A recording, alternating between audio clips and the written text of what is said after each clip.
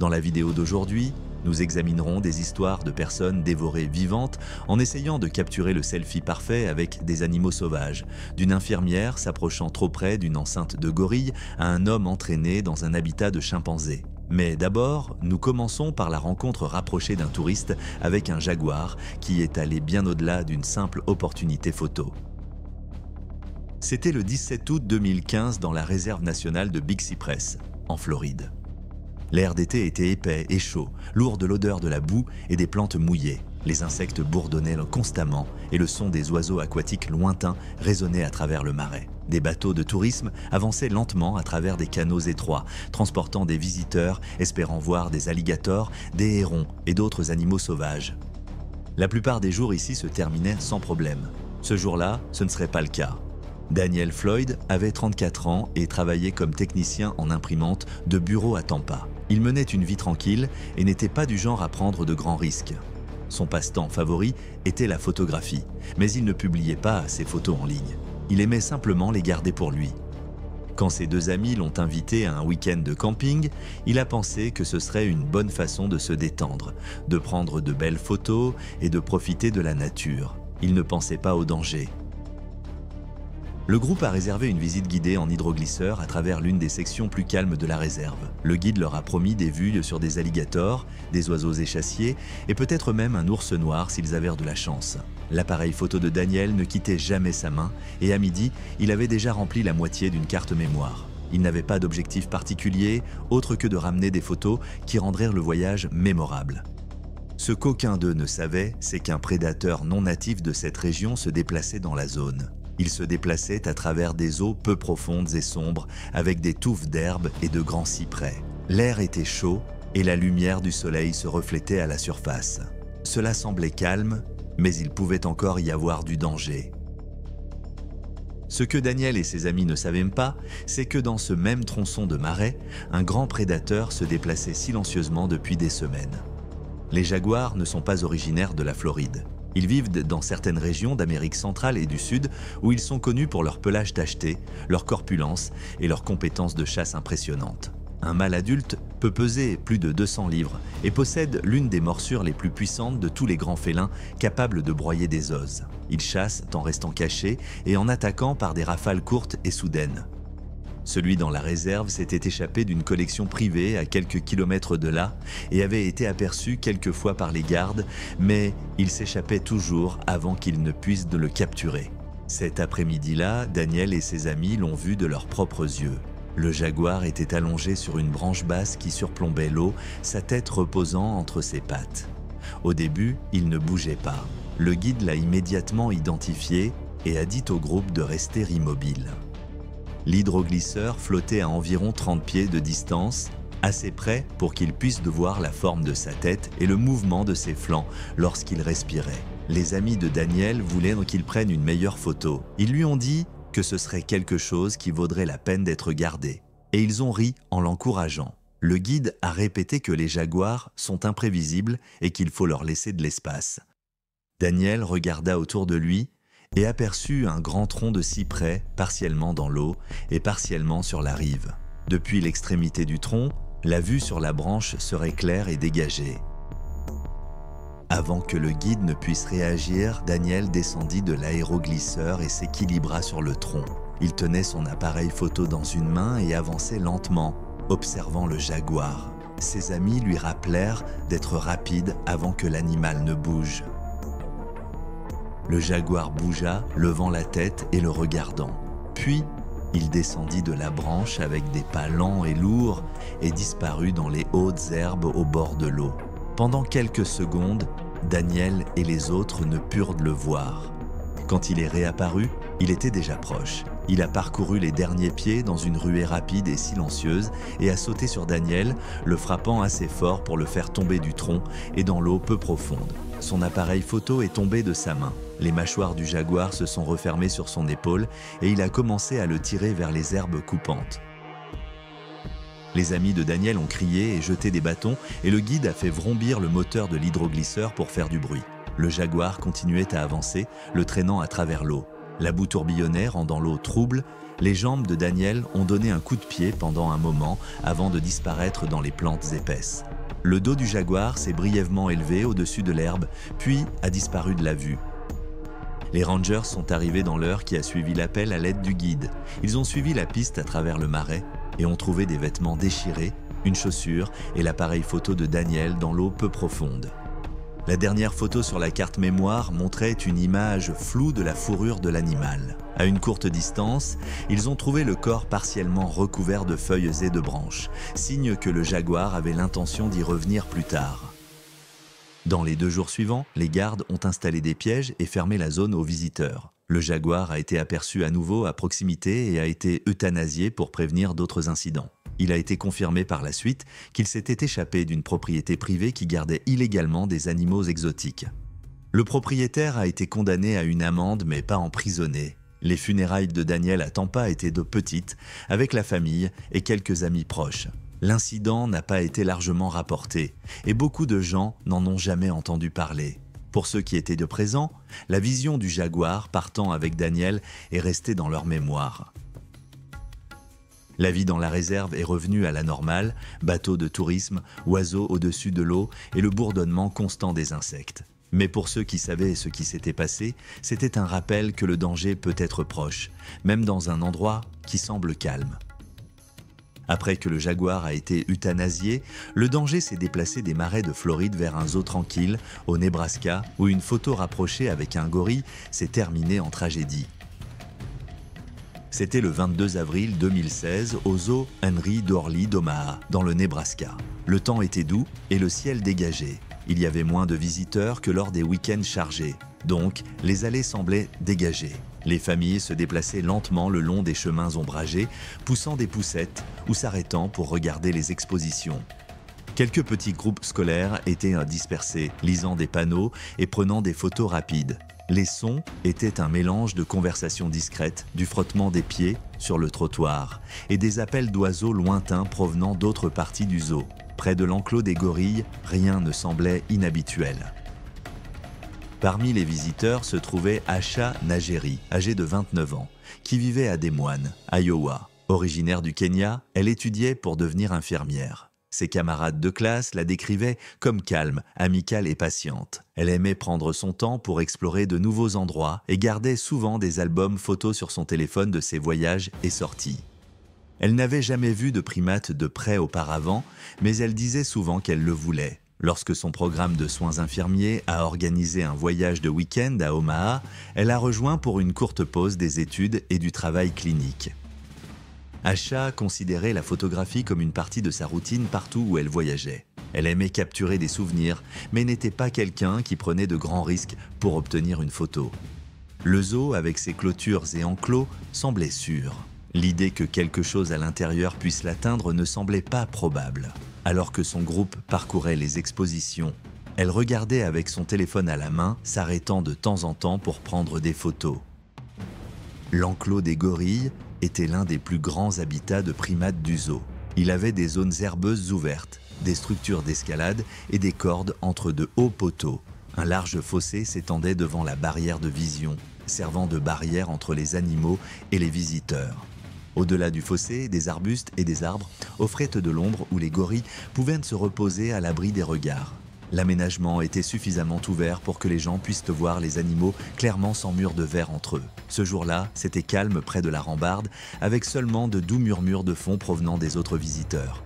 Le dos argenté de la troupe était grand, pesant environ 400 livres.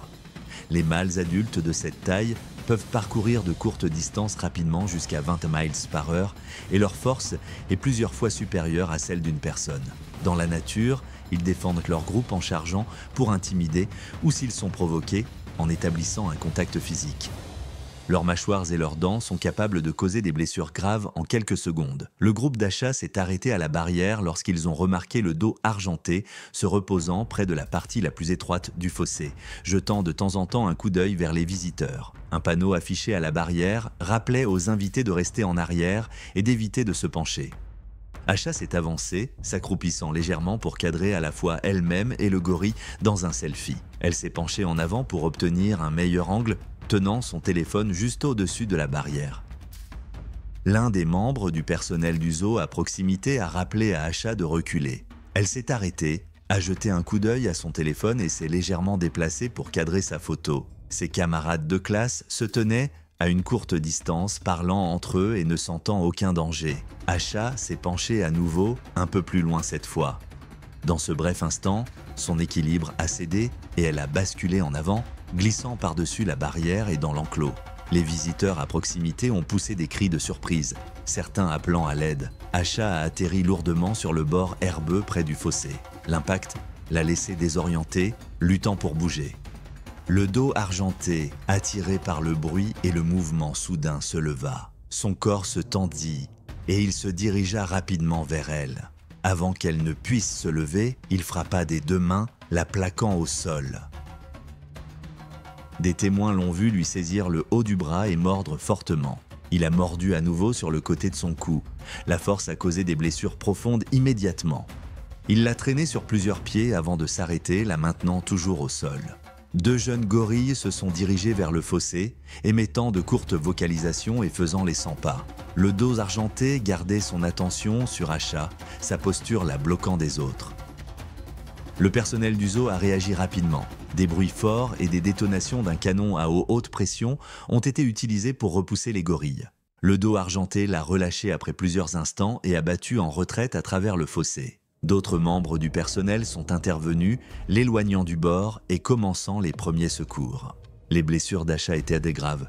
Elle avait des saignements abondants au cou et au bras et ne répondait pas. Les ambulanciers sont arrivés en quelques minutes et ont travaillé sur elle sur place. Mais le traumatisme était trop grave, elle a été déclarée morte avant de pouvoir être transportée. Le zoo a immédiatement fermé l'exposition de gorilles et a déplacé le groupe vers une zone de détention intérieure. Les responsables ont ensuite expliqué que le comportement du dos argenté était probablement une réaction défensive face à son inclinaison par-dessus la barrière. Ils ont souligné que bien que le rail et le fossé soient destinés à assurer la sécurité des visiteurs, s'approcher trop près peut toujours provoquer une réaction des animaux. Le corps d'Asha a été rapatrié en Iowa pour l'enterrement. Ses camarades de classe ont organisé une veillée aux chandelles sur le campus quelques jours plus tard, partageant des photos d'elle prises lors de voyages précédents. Le zoo a publié un court communiqué exprimant ses condoléances à sa famille et à ses amis. Les médias locaux ont rapporté l'incident, mais la couverture a été limitée en dehors de la région. Les barrières de l'enclos ont ensuite été inspectées et des panneaux supplémentaires ont été placés pour rappeler aux visiteurs de ne pas se pencher au-dessus de la rambarde. Peu de temps après l'attaque de Gority dans le Nebraska, une autre rencontre est devenue mortelle. Cette fois, dans un ranch animalier tranquille près de Las Vegas, où un regard de trop sur une lionne est devenu une erreur fatale. C'était le 14 janvier 2013 en périphérie de Las Vegas, Nevada. Le temps était frais et clair, avec le soleil s'étendant sur le sol sec. Dans un petit ranch d'animaux exotiques, la routine matinale se déroulait tranquillement. Les travailleurs nettoyèrent les cages, remplissaient les récipients d'eau et préparèrent la nourriture pour les animaux. Dans un coin de la propriété, une lionne était allongée au soleil. De loin, rien ne semblait anormal. Peter von Rensburg avait 42 ans et vivait à Henderson, Nevada. Il travaillait comme contremaître de construction, un emploi qui le gardait à l'intérieur la plupart du temps et nécessitait de prendre des décisions rapides. Ses amis le décrivaient comme confiant et audacieux, le genre de personne qui refusait rarement un défi. Il connaissait le propriétaire du ranch depuis des années par l'intermédiaire d'un ami commun et avait déjà visité la propriété. Ce jour-là, il s'est arrêté pour voir un ami qui y travaillait. La visite n'était pas prévue, mais il avait l'après-midi de libre et a décidé de passer. Peter avait l'habitude de prendre des photos chaque fois qu'il visitait des endroits intéressants. Il n'était pas photographe professionnel et ne publiait pas beaucoup en ligne, mais il aimait garder des clichés de moments mémorables. Autour des animaux, il agissait souvent sans beaucoup de prudence. Pour lui, les grands félins derrière les clôtures restaient dangereux, mais il faisait confiance aux barrières et au fait que les animaux étaient pris en charge par des soigneurs expérimentés. Cette confiance le rendait plus détendu qu'il n'aurait dû l'être. Le ranch était petit, avec des enclos en grillage, des portes verrouillées et des panneaux d'avertissement. À l'intérieur, il y avait des zones ombragées, des abreuvoirs et des plateformes pour les animaux. Le sol était sec et poussiéreux et il n'y avait que quelques travailleurs et visiteurs.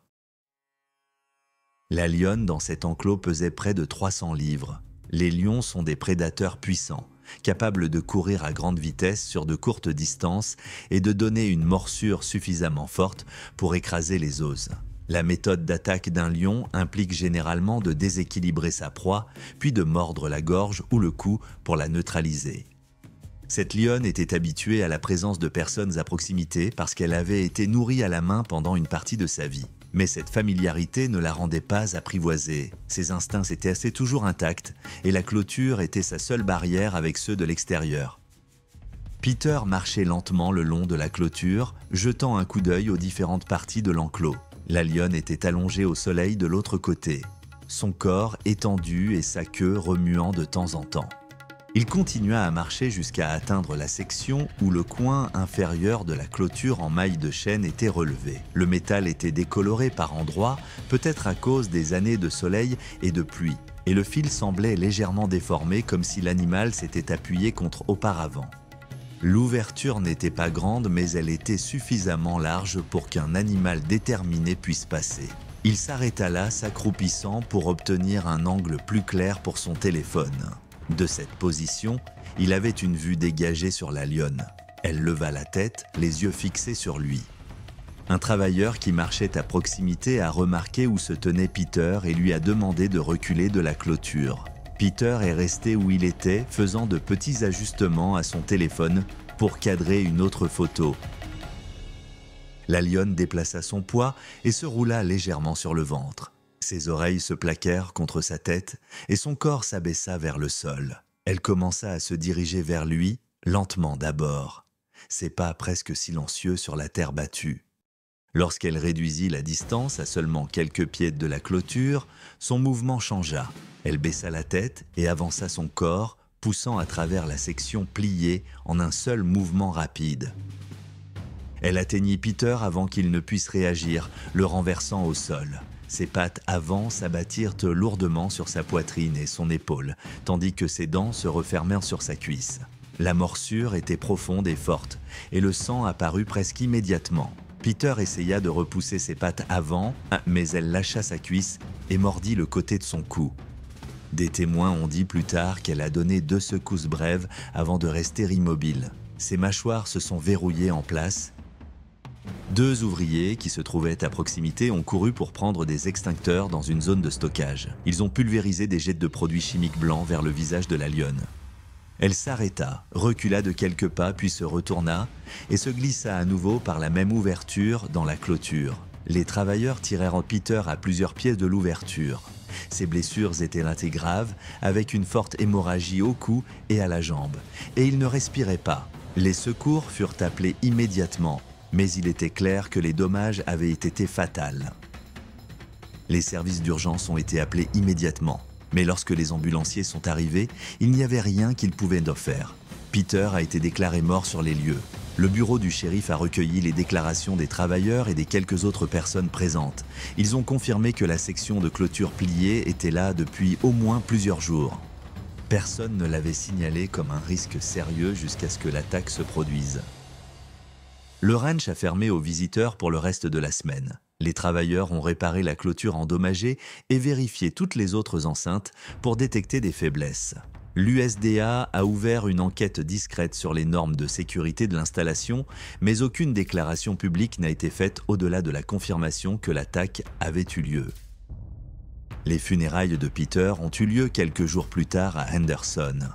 La cérémonie était petite, avec la présence de la famille, des amis proches et de certains de ses collègues du chantier.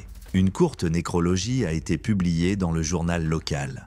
Elle mentionnait ses années de travail, sa famille et son amour pour la nature, mais ne détaillait pas les circonstances de sa mort. À la ferme, la lionne est restée dans son enclos. Le personnel évitait de parler de l'incident aux visiteurs, mais la clôture tordue était rappelée par ceux qui l'avaient vue. Pour les travailleurs qui avaient été présents ce jour-là, l'image d'elle poussant à travers l'ouverture restait claire. Un rappel qu'une petite faille dans la barrière peut suffire pour qu'un animal agisse selon ses instincts. Après l'attaque de Lyon au Nevada, une autre tentative de photo se terminerait de la même manière. Cette fois en Oregon, où un safari en voiture et un tigre au repos se sont révélés être un mélange mortel. C'était le 2 novembre 2017 au Wildlife Safari Park à Winston, Oregon. Le temps était frais avec un léger couvert nuageux. Les voitures avançaient lentement dans les zones de passage, moteur au ralenti, tandis que les visiteurs cherchaient des animaux dans les espaces ouverts. Dans la section des tigres, un seul tigre était allongé sur le sol près du bord de la route, observant les véhicules qui passaient. La zone était calme et il n'y avait aucun signe indiquant que quelque chose d'inhabituel allait se produire. Rohit Sharma avait 24 ans et venait de terminer ses études dans une université à Portland.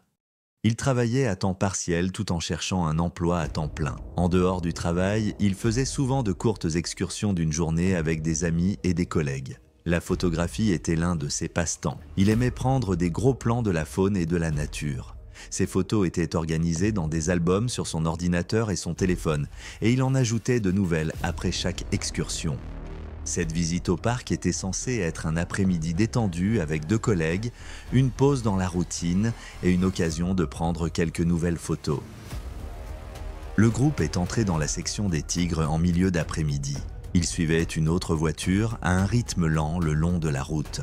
À l'entrée, des panneaux avertissaient clairement les visiteurs de garder leurs fenêtres fermées en permanence dans les zones de prédateurs. Rohit avait vu les panneaux mais préférait prendre des photos sans reflet de fenêtre. Il a baissé la fenêtre passager pour une vue plus claire. Lorsqu'il a repéré le tigre couché dans l'herbe, il s'est légèrement penché pour obtenir une meilleure prise. Ses collègues lui ont dit de faire attention, mais il a continué à ajuster sa position. L'habitat du tigre couvrait une grande zone. Le sol était un mélange d'herbes sèches et de terre nue avec quelques arbres dispersés. La route faisait une boucle, maintenant une distance fixe entre les voitures et la lisière des arbres. Le tigre était couché sur le côté, la tête levée, regardant vers les véhicules. Sa queue bougeait lentement dans la terre. Le cadre était calme, à l'exception du faible bourdonnement des moteurs au ralenti. Les tigres du Bengale peuvent peser plus de 400 livres. Ils peuvent courir jusqu'à 40 miles par heure en courte rafale et sont assez puissants pour abattre des proies beaucoup plus grandes qu'un humain. Leurs griffes peuvent saisir et tirer fortement et leur morsure peut écraser les os. Les tigres visent, souvent, le cou ou la gorge pour neutraliser rapidement leur proie. Même en captivité, leurs instincts de chasse demeurent et un mouvement soudain ou une ouverture à proximité peut les inciter à réagir. Rohit a pris quelques photos, mais l'angle n'était pas celui qu'il voulait. Il s'est penché plus loin, plaçant le haut de son corps à moitié à l'extérieur de la fenêtre de la voiture. La queue du tigre a bougé une fois, et ses oreilles se sont avancées. Il s'est lentement levé, baissant la tête en commençant à marcher vers la route. Au début, le mouvement était régulier et non pressé.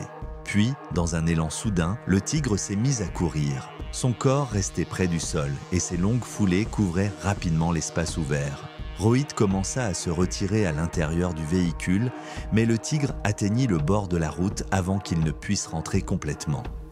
Il leva une patte avant et accrocha son bras avec ses griffes. L'attraction fut suffisamment forte pour le déséquilibrer. Rohit tomba de la voiture et atterrit sur le sol. Le tigre l'atteignit instantanément. Il le plaqua avec son poids et le mordit sur le côté. Des témoins dans des voitures voisines l'ont vu essayer de repousser l'animal, mais le tigre a déplacé sa prise vers son cou. La prise était ferme et l'attaque a continué pendant plusieurs secondes. Le son était un mélange de grognements sourds et de mouvements contre le sol. Plusieurs conducteurs ont klaxonné. Les gardes forestiers sont arrivés en quelques instants dans un camion. Ils ont tiré des coups de semonce en l'air. Le bruit a effrayé le tigre et il a relâché Rohit, reculant vers la lisière de la forêt. Les gardes forestiers l'ont rapidement atteint et l'ont éloigné de la route. Ses blessures étaient mandées graves. La morsure à son cou avait causé une hémorragie importante et il ne réagissait pas. Les ambulanciers sont intervenus une fois que les gardes ont confirmé que la zone était sécurisée. Ils ont commencé les soins d'urgence immédiatement, mais la perte de sang était trop importante. Rohit a été déclaré mort en quelques minutes. Son appareil photo a été trouvé par terre près du véhicule. Il était rayé et endommagé, Mais la carte mémoire était encore intacte. La dernière photo était légèrement floue, mais montrait le tigre debout, tourné vers la route. Le parc a fermé la section des tigres pour le reste de la journée. Le personnel a examiné leurs mesures de sécurité et a commencé à planifier des changements. En quelques semaines, le parc a annoncé de nouvelles règles exigeant que tous les véhicules, y compris les voitures des visiteurs, aient des barres aux fenêtres installées ou gardent toutes les fenêtres complètement fermées dans les zones de prédateurs. Le corps de Rohit a été rapatrié à Portland pour la crémation. Sa cérémonie funéraire a été suivie par sa famille, ses amis proches et ses 2 collègues qui étaient avec lui au parc. L'incident a été brièvement couvert par les nouvelles locales, mais a reçu peu d'attention en dehors de la région. Le tigre impliqué dans l'attaque est resté dans le parc. Le personnel a apporté des modifications pour le maintenir plus éloigné de la route lors des visites publiques. Pour les gardes forestiers et les visiteurs qui ont assisté à l'événement, le souvenir était clair. À quelle vitesse le tigre s'était déplacé, combien de temps il y avait eu pour réagir et comment un choix de se pencher par la fenêtre avait conduit à un résultat fatal. Et juste au moment où il semblait que rien ne pouvait surpasser cela, un zoo en bord de route au Kansas verrait un chimpanzé transformer un selfie léger en une attaque mortelle. C'était le 10 mai 2014 au Sunset Zoo à Manhattan, Kansas. Le temps printanier était doux et la lumière du soleil perçait à travers les arbres, éclairant les allées par endroits. Les familles se déplaçaient lentement entre les expositions, certaines poussant des poussettes, tandis que d'autres portaient des collations du stand de concession. À l'habitat des chimpanzés, les visiteurs s'appuyaient sur la rambarde de sécurité à hauteur de taille, pointant les animaux alors qu'ils se déplaçaient dans leur espace. Parmi les visiteurs, cet après-midi-là, se trouvait Samuel Adeyemi, âgé de 38 ans de Kansas City. Il travaillait comme vendeur pour une entreprise régionale d'appareils électroménagers, passant une grande partie de sa semaine à voyager pour rencontrer des clients. Les amis et la famille le décrivaient comme enjoué et décontracté. Quelqu'un qui aimait faire rire les gens. Il aimait particulièrement regarder des vidéos d'animaux en ligne, les chimpanzés étant ses préférés. Quand son frère cadet a suggéré un court voyage en voiture pour le week-end, Samuel a accepté. Le zoo ne faisait pas partie de leur plan initial.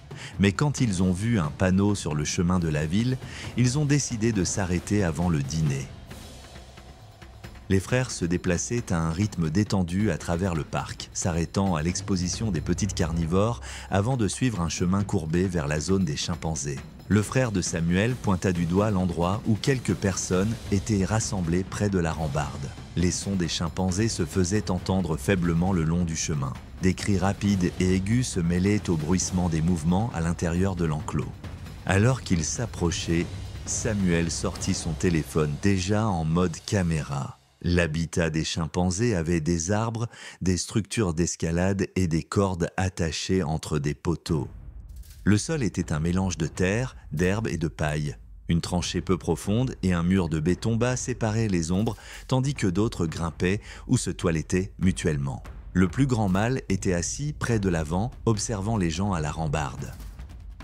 Les chimpanzés sont des primates puissants, bien plus forts que les humains de taille similaire. Les mâles adultes peuvent peser plus de 120 livres et ont la force musculaire pour maîtriser des adultes. Dans la nature, ils utilisent cette force pour grimper, chercher de la nourriture et défendre leur groupe. Ils peuvent se déplacer rapidement lorsqu'ils sont provoqués et leurs dents peuvent causer des blessures graves en quelques secondes. Les zoos conçoivent des habitats avec des barrières pour maintenir une distance de sécurité entre les visiteurs et les animaux, mais se pencher ou passer par-dessus ces barrières peut encore rapprocher quelqu'un trop près. Samuel remarqua le grand mâle assis à seulement quelques mètres et décida que cela ferait une bonne photo. Il sortit une barre de céréales de sa poche, la tenant dans une main et son téléphone dans l'autre. En se penchant par-dessus la barrière, il essaya d'attirer l'attention du chimpanzé tout en se gardant lui-même et l'animal dans le même cadre. Un membre du personnel à proximité l'a vu et a crié de reculer. Samuel a ri et était resté sur place, ajustant sa position pour un meilleur angle. Son frère lui a dit de faire attention, mais Samuel s'est penché un peu plus, posant ses avant-bras sur la rambarde. Le chimpanzé mâle s'est rapproché, d'abord à quatre pattes, puis debout pour saisir le bord du mur de la tranchée. Samuel a légèrement levé la barre de granola, inclinant le téléphone pour une autre photo. Le chimpanzé a soudain tendu la main, attrapé le devant de la chemise de Samuel et tiré fort. L'attraction était suffisamment forte pour le faire passer par-dessus la barrière. Il a perdu l'équilibre et est tombé dans le fossé, atterrissant sur la terre battue. D'autres chimpanzés se précipitèrent vers l'agitation. 2 attrapèrent ses bras, tandis que le mâle plus grand mordait son avant-bras, déchirant la peau. Des témoins entendirent des cris aigus et virent les chimpanzés le tirer et le secouer. Samuel essaya de se dégager, mais un autre chimpanzé mordit son épaule. Les membres du personnel sont arrivés en courant avec de longs bâtons, criant et essayant de repousser les animaux. Les chimpanzés se déplaçaient rapidement, certains se retirant, d'autres s'élançant pour mordre encore. Le plus grand mâle a brièvement serré ses mâchoires autour du cou de Samuel avant que le personnel n'utilise le tuyau d'arrosage pour le faire partir. Samuel était allongé sur le côté, saignant abondamment. Sa chemise était déchirée et une chaussure s'était détachée pendant la lutte. Le personnel l'a rapidement rejoint et l'a tiré vers une porte de service tandis que les autres chimpanzés étaient ramenés dans l'enclos. Son téléphone était resté dans le fossé avec un écran fissuré et la barre de granola était aplatie dans la terre à quelques mètres de là. Les secours sont arrivés en quelques minutes, mais les blessures étaient graves. Il avait de profondes morsures au bras, à l'épaule et au cou et perdait rapidement du sang. Les ambulanciers l'ont soigné sur place, mais il a été déclaré mort avant qu'ils ne puissent l'emmener à l'hôpital. Son frère est resté à proximité tandis que le personnel du zoo fermait la zone et guidait les visiteurs vers la sortie. Le zoo a fermé l'exposition des chimpanzés pour le reste de la journée. Les responsables ont expliqué plus tard que l'enclos respectait les normes de sécurité, mais que se pencher par-dessus la barrière avait rapproché Samuel suffisamment pour que l'animal puisse l'attraper. Ils ont rappelé aux visiteurs que les chimpanzés, malgré leur intelligence et leur comportement semblables à ceux des humains, sont toujours des animaux sauvages capables d'agressions soudaines. Une révision interne a conduit à de nouvelles règles exigeant que le personnel surveille la zone de plus près les jours de forte affluence. Les panneaux d'avertissement ont été mis à jour pour inclure des images de positions d'observation sûres. Le zoo n'a pas publié les images de sécurité de l'incident et la couverture médiatique a été brève, limitée aux médias locaux. Les funérailles de Samuel ont eu lieu la semaine suivante à Kansas City. C'était une petite cérémonie à laquelle ont assisté la famille, des amis proches et quelques collègues. Son frère a refusé les interviews et la famille Barr a demandé de respecter leur intimité. Le téléphone récupéré de la tranchée avait une dernière image enregistrée, une photo légèrement floue montrant le visage de Samuel près de la rambarde, le chimpanzé en arrière-plan, le regardant. « Merci d'avoir regardé. Une autre histoire incroyable vous attend. Cliquez simplement sur la vidéo suivante sur votre écran